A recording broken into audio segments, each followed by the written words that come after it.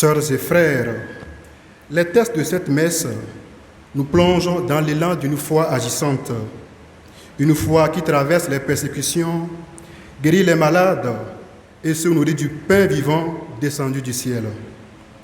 En d'autres termes, les textes nous parlent de la fécondité inattendue de l'épreuve, de la joie de reconnaître les œuvres de Dieu et de l'espérance ancrée dans le Christ. En effet, dans la première lecture, nous sommes témoins d'une violente persécution qui dispersa l'Église. Mais c'est le début de la grande expansion missionnaire de l'Évangile. Cet Évangile va au-delà de son lieu de naissance, Jérusalem, et de son milieu primitif, le monde juif, pour toutes les nations.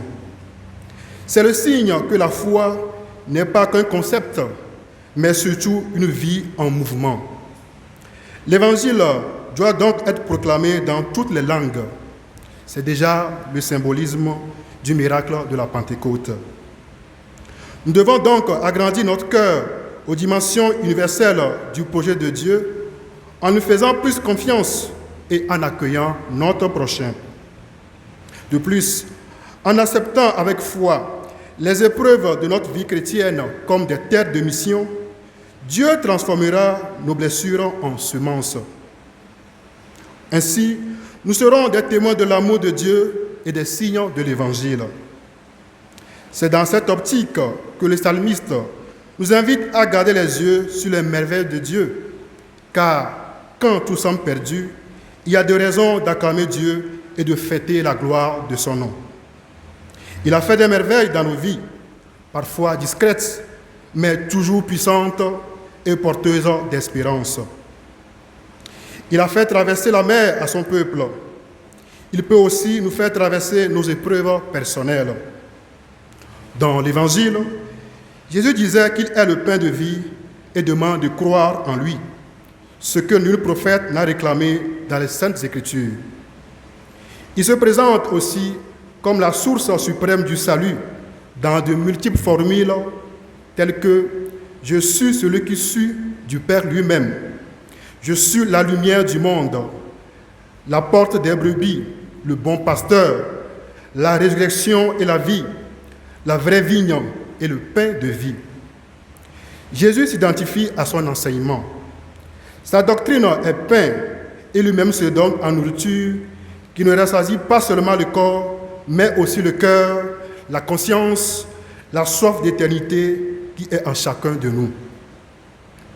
Même si nous nous sentons aujourd'hui dispersés et fatigués, comme les disciples à Jérusalem, ayons foi en Jésus, car il nous attire quotidiennement à travers le sacrifice pascal, l'Eucharistie, afin de nous nourrir et de nous relever.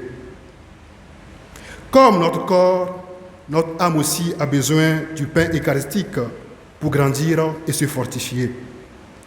Jésus prend l'initiative de nous sauver et accepte nos efforts pour méditer son évangile, se nourrir de son enseignement et pour l'imiter en toutes circonstances afin que s'accomplisse en nous la volonté de Dieu.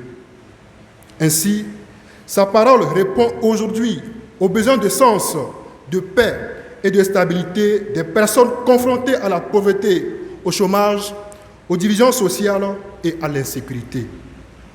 Sœurs et frères, approchons-nous avec foi de Jésus et croyons en lui. Il est notre nourriture, notre lumière et notre vie. Il est la parole du Père. C'est lui qui change toute tristesse en joie et restaure l'intégralité de l'être.